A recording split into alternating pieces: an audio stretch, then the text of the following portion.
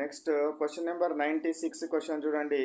N element measure the potential difference between two points in an electric circuit is. So element measure the potential difference between two points in electric circuit. ఏం కొలవాలంట? Potential difference కొలవాలంట. Potential difference కొలవడానికి దేన్ని use చేస్తారు? అమ్మీటర్ని ఇంతకుముందు discuss చేసినాము. కరెంటును కొలవడానికి అమ్మీటర్ని యూజ్ చేస్తాము. దాన్ని ఏ అనే సింబల్ తోటి చూపెడతాము. సో పొటెన్షియల్ డిఫరెన్స్ని కొలవడానికి దేన్ని యూజ్ చేస్తారు? వోల్ట్ మీటర్ని యూజ్ చేస్తుంటాము. దానికి వి తోటి చూపెట్టడం జరుగుతుంది. వి తోటి చూపెడతారు. మళ్ళీ ఫిలమెంట్ అంటే ఏంది? మనము కరెంటును పంపించినప్పుడు వేడెక్కేది ఏదైతే కాయిల్ ఉంటుందో దాన్ని ఫిలమెంట్ అంటాము. సర్క్యూట్ అంటే అన్ని వైర్లు ప్లస్ బ్యాటరీ స్విచ్ అన్నీ కలిసి దాన్ని సర్క్యూట్ అంటాము. కాబట్టి కరెంటును కొలవాలంటే అమ్మీటర్, వోల్టేజ్ని కొలవాలంటే వోల్ట్ మీటర్. అంటే వోల్టేజ్ అంటే పొటెన్షియల్ డిఫరెన్స్. ఇవి గుర్తుపెట్టుకోండి. Next question 97 question. A device which prevents or allows the current to flow through it. తన గుండా కరెంటును అంటే ఒక సర్క్యూట్ గుండా కరెంటును పంపించడం కానీ కరెంటును పంపించకుండా ఆపివేయడానికి ఉపయోగించేది ఏది అంటున్నాడు. మోటారా, టెర్మినలా, కండక్టరా, స్విచ్చా? మనం రోజు ఇంట్లో చూస్తాం కదా, స్విచ్ చేయగానే బల్బు వెలుగుతుంది, స్విచ్ ఆఫ్ చేయగానే బల్బు వెలగడం ఆగిపోతుంది. అంటే ఏది? కరెంటును పంపించేది ఆఫ్ చేసేది ఏంటిది? స్విచ్. కరెంటును పంపించేది ఆఫ్ చేసేది ఏమిటి? స్విచ్ అనేది మీరు గుర్తుపెట్టుకోవాలి. క్వశ్చన్ నెంబర్ 98 చూడండి. Electric current has energy called. Electric current అనేది ఏ రకమైన ఎనర్జీ అంటాము?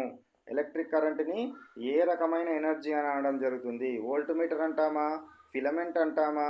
ఎలక్ట్రికల్ ఎనర్జీ అంటామా? నన్ ఆఫ్ దీస్ అంటామా? కరెంట్ యొక్క ఎనర్జీని ఏమని పిలుస్తాము? Electrical energy. కరెంట్ ఎనర్జీని ఏమంటారు? Electrical energy. సన్లైట్ని ఏమంటారు? Solar energy. సన్లైట్ని ఏమంటారు? సోలార్ ఎనర్జీ అంటారు. సో వాటర్కి సంబంధించిన ఎనర్జీని ఏమంటారు? టైడల్ ఎనర్జీ అంటారు. ఇట్లా మనకు different types of energies names we have.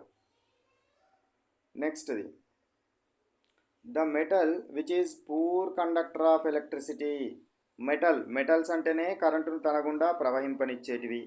కానీ కొన్ని మెటల్స్ ఉన్నవి తన గుండా కరెంటును అసలే ప్రవహించనీయవు అనొచ్చు, లేదా చాలా తక్కువ మొత్తంలో ప్రవహింపనిచ్చేటివి ఏంటివి అంటున్నాడు. ఆన్సర్ ఏంటి చెప్పండి? గోల్డా, ఐరనా, అల్యూమినియమా, టంగ్స్టనా? Answer tungsten. టంగ్స్టన్ యొక్క రెసిస్టెన్స్ చాలా ఎక్కువగా ఉంటుంది.